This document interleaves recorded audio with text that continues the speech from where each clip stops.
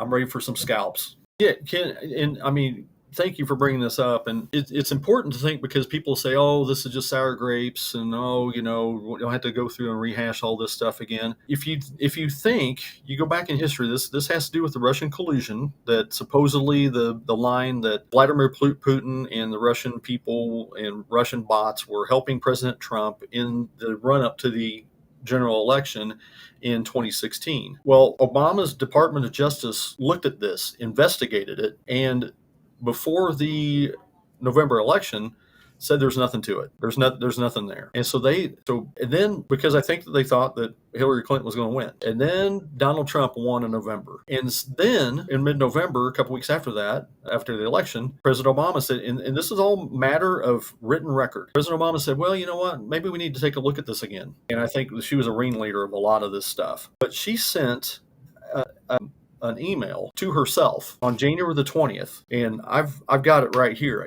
On January 5th of 2017, on January 5th, following a briefing by IC leadership, which is intelligence community leadership, on Russian hacking during the 2016 presidential election, President Obama had a brief follow-on conversation with FBI Director Jim Comey and Deputy Attorney General Sally Yates in the Oval Office.